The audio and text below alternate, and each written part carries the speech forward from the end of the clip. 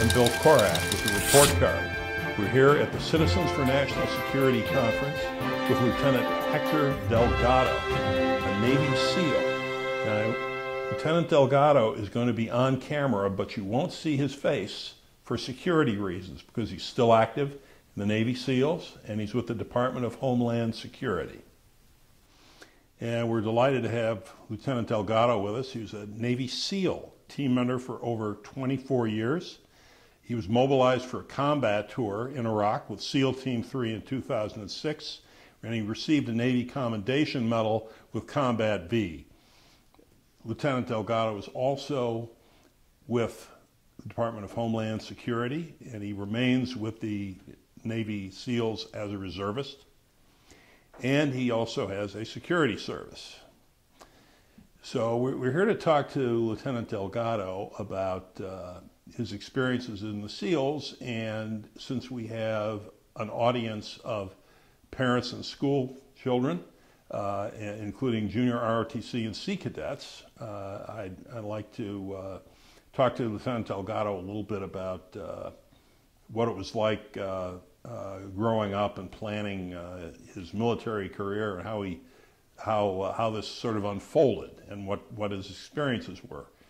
So let me ask you, Lieutenant Delgado, when did you make up your mind to be a Navy SEAL? How did that happen?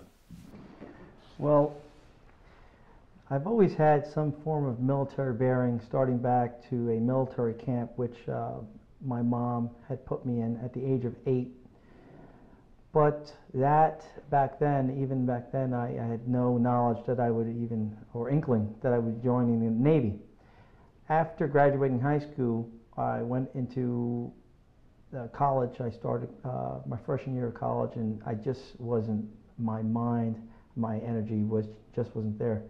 So I decided to join the Navy, not even to be a SEAL. And during boot camp is where they came out with these video and this great brochure, and they showed all these cool things we'd be doing, not really understanding what it took or it takes to what we were going to go through in basic underwater demolition SEAL school. So I volunteered, I passed a screening test, got there and started going, and that's when I realized, when I was out in California, what it really meant to go through the training and work as a team and experience buds. So you're in boot camp and you hear about the SEALs, this appeals to you. Dr. Saxon said earlier in his talk today that there's certain things that the SEALs share in common. He felt that a strong family environment was part of that, was something. Was there something in the family that made you feel particularly patriotic or particularly want to serve? It was definitely the fact that my parents, especially my mother, was the driving force to keeping me in this camp, because the camp was also, you went there not because you were a bad boy, but because it was inner city and you needed to be busy during the summer. And I think the camp instilled a lot of values within me, and the ethics of working as a team and doing things and with one for one common goal. So I think that's where it started. And when I finally ended up in BUD/S, I realized that this is where I belonged, and I'm not a quitter, so I decided to stick with it. I notice can't help noticing your mom's in the room here with us. Would you say the same thing if she weren't in the room? Oh, absolutely. Anyone will tell you that she was the driving force to getting me into that camp and starting what ended up to be a 24-year military career. Now, you are on the board of the Navy SEAL Museum in Fort Pierce, Florida. Tell me a little bit about why this museum was founded, and in high school, could our high school kids benefit from a tour of this museum? Oh, I think the high school kids would definitely benefit. The museum is actually the birthplace of the Navy frogmen, which are actually our forefathers, the predecessors of today's SEALs.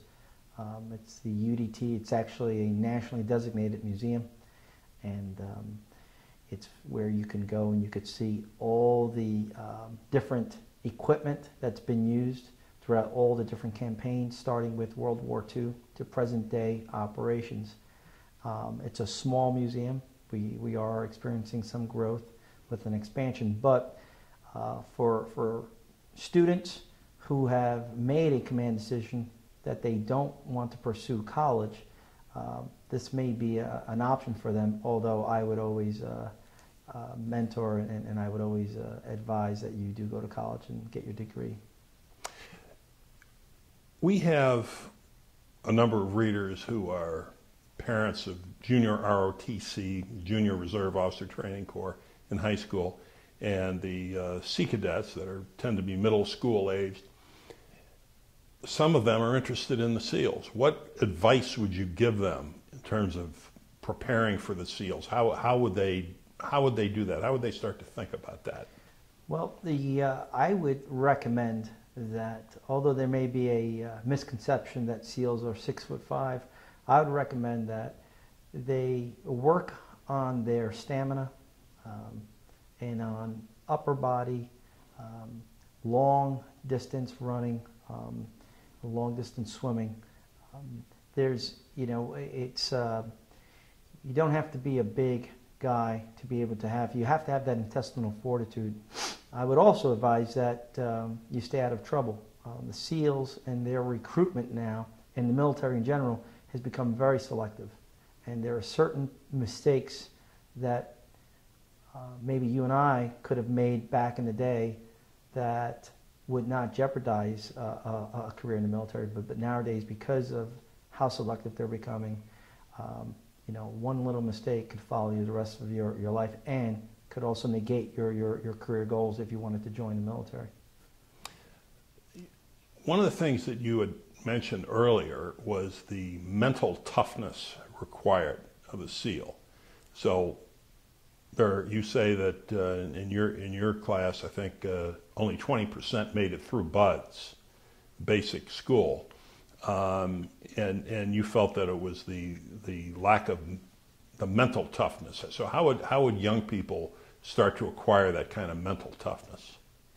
I believe for young people, the first phase for them to acquire that would be to put themselves through some type of long distance race or some type of triathlete or triathlon where they can experience different types of physical challenges and see, and again, take baby steps towards this, but put themselves in that scenario, see how they do, and that is on an individual basis.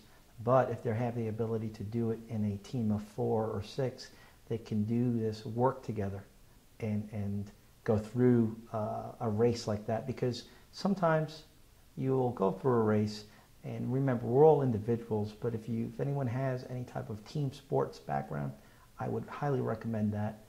Team sports versus individual sports sometimes develop you as an individual, as a person, differently. And the military is a team environment, especially in the SEAL team. Academically, is there anything that they can do to get themselves mentally conditioned for something like this? Academically, again, I would pursue. Obviously, if you're an honor student and if you have any type of advanced degrees, or if you're going to join the military as an officer and go through the ROTC program, we are fighting a lot more smarter now. We're fighting with smarter tools, technical tools. So anything with a technical background, if you will, would always put you in a different category or help you as you come on board and have to utilize certain equipment.